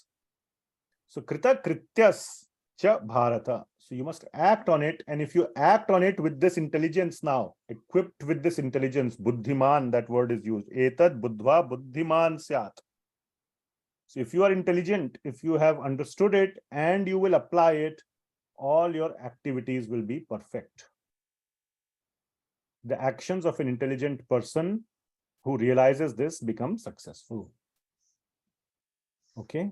And what is the main action we are supposed to do? Bhakti. Bhakti. Sarvavid, sa sarvavid bhajati mam. And bhajati mam how? Sarva bhavena. Full bhav. With full bhav, we should do bhakti. So that is the message of chapter 15. So we have covered also that. So basically 15th chapter is in large part a sort of a summary of the entire Bhagavad Gita. So once again, it starts with the fact that there is a material world, but it is a distorted version of the spiritual world. We think we can get eternal, ultimate happiness, pleasure, satisfaction in this material world, but a reflection cannot provide that. So we are trying to get it from the reflection. We don't know better. We are in ignorance. So Krishna is saying, from the knowledge, use the detachment, asanga shastrena drihena chitva, cut down this tree, this superficial, not superficial, the inverted, the reflection, the unreal tree, and go to the real tree, which is the spiritual world. That spiritual world, then Krishna says, once you go there, nobody comes back. That's like, then you stay there, and then there is perpetual happiness, satisfaction, and bliss. Because that's the real tree. It can give you real fruits that you can taste and enjoy. You cannot get fruits from a reflection of a tree. You can get it from the real tree. Okay? And then Krishna goes on to say that you need to have knowledge and surrender to me, or bhakti to me, and I will help you. And then he says that I am already helping. First of all, he's helping by fulfilling our desires. Okay, you have a desire for this kind of sense enjoyment. I will give you that body to go enjoy. You want that enjoyment? I will give you that body. You want that enjoyment? I will give you that body. I will give you all kinds of bodies to enjoy. Plus, he is giving us all the other benefits, all the other support system, using which, especially in a human life, we can get inspired by his presence. He is making his presence felt. Not in our face, but for us to realize that all this, that sense of entitlement should go away. By reading the Bhagavad Gita, that Krishna is doing so much for us. And therefore, we should try to understand who is Krishna. And we are all his parts and parcels. Mameva amsho jiva loke jiva bhuta sanatanaha. And we should try to do his bhakti, sarva bhavena, bhajati mam. That is the essence of this chapter. So in large part, we can say 15th chapter is a sort of a very quick summary of Bhagavad Gita. That is why 15th chapter is considered very important. Many people, and it's a short chapter. In 20 verses, Krishna has beautifully compressed the whole knowledge. And that is why, in a 15th chapter is usually recited It gets done quickly in like 10 minutes or 5 minutes, you can recite it. But you must recite it by understanding the verses. So I just wanted to make two quick announcements.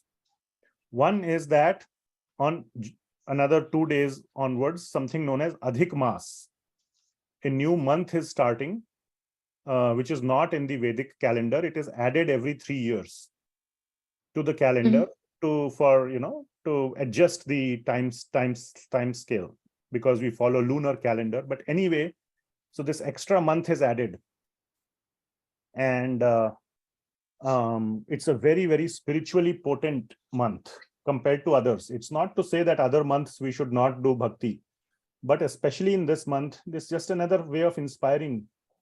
So one should do more activities of bhakti in this month.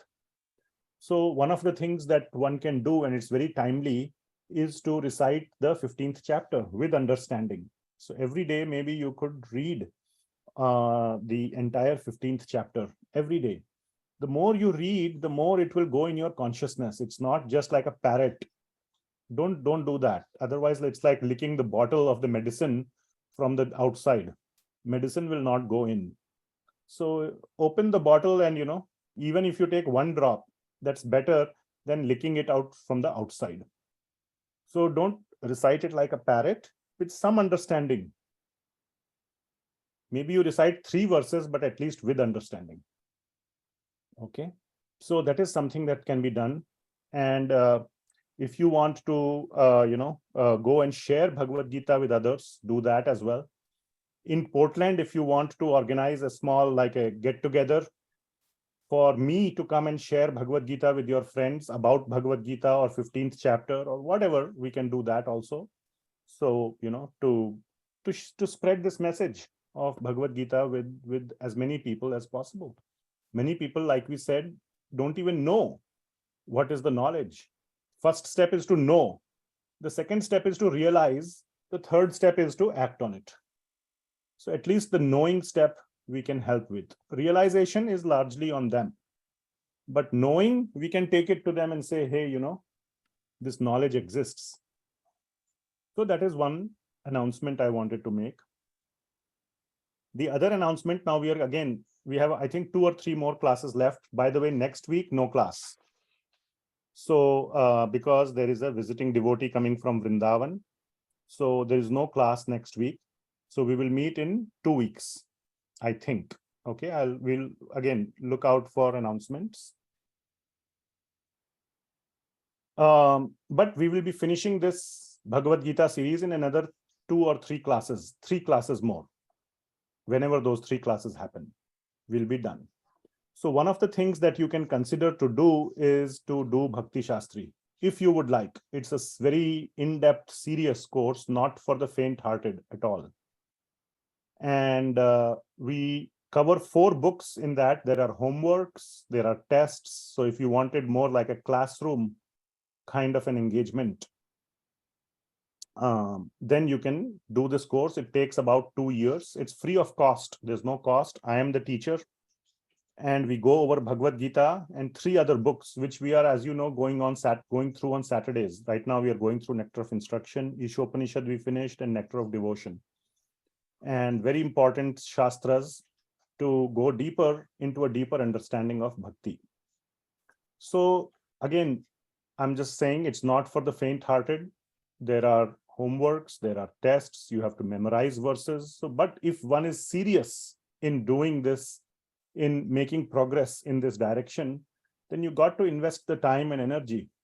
And if you think that's something you want to do, you can let me know. And I can tell you more details, but it involves serious amount of work. But hey, there's no free lunch. If you want to make progress, you got to put in the work. And I personally benefited a lot when I did it, and now I'm teaching it. So that's the last slide for today. Okay. Any questions? Yes, Queen, I see you raising your hand. For the 15th chapter, like, because I'm not good at the language, is there some place I can listen to it while reading, like reading along every day? No. Yes, absolutely. So let me show you something. That's a good question you asked. So I hope everybody got the question. So are you all familiar with our website? So we have a little website of this course, not this course, of all the programs that we do. So if you go to gitapdx.com, just a website that we created, and this is how it looks. It's not updated. We said, starting soon or whatever, beginner course, but this was our course that we are doing, that we started in January 2023. Anyway, so this is our website. And if you go to a page called useful links from this website, okay? And then you go to this thing called Bhagavad Gita materials shared folder. It will take you to a Google Drive. Okay, this is my Google Drive where I have shared some materials. And here you can go to, I like this Narayani Mataji, for example, Bhagavad Gita Sanskrit shlokas, and you can play the 15th chapter. I'm going to play it. Let me know if you can hear it. Were you able to hear the audio? Yeah. Shri Bhagavan Uvacha Urdhvamulamadhashakham Ashwatham Prahuravyayam Chandasi Yasya Parnani Yastam Veda Savedavid. That was the first verse. Chandam Syasi Parnani. The leaves are the chandas of the Vedas. Urdhvamulam Adha Shakham. The mula, the roots are up, the shakhas are down. So like that, this whole recording is there. Let's see how long it is. It's about 5 minutes, as you can see. You want to listen to the last two verses that one? Natamam Shastram Idam Muktam Maya Nagha Uttamam Sa Sarva Vidbhajati Mam Sarva Bhavena Bharata Iti Gu. See, Sarva Bhavena, Iti Bhajati Mam Sarva Bhavena. So the whole recording of 15th chapter is there in Sanskrit. Now there is, if you are interested in the meanings, so there is another recording, Sanskrit and translations by Dravida Prabhu. So he has recited, like here, if you go, so all this stuff is I have uploaded. You can download it, you can use it to your advantage. So like chapter 15, it has the Sanskrit and then the translation, so that you can, you can play it like this. Let me play it for you. Chapter 15, the Yoga of the Supreme Person. Shri Bhagavan Vacha Urdhvamulam Hadakshakam Ashwatam Rahuravyayam Chandansi Yasya Parnani Yastam Veda Savedavid. The Supreme Personality of Godhead said, "It is said that there is an imperishable banyan tree that has its roots upward and its branches down, and whose leaves are the Vedic hymns. One who knows this tree is the knower of the Vedas." Got it? So like that, Thank you. I will listen to that one. Yeah. And read along. So there's a whole bunch of, I have put a whole bunch of different audios.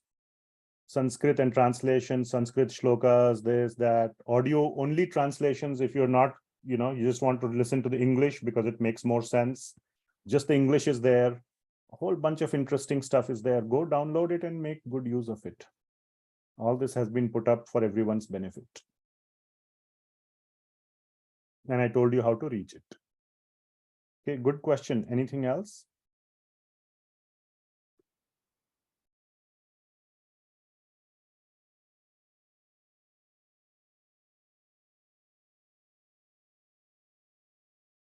Okay, if nothing else, then we will end it here. No class next week.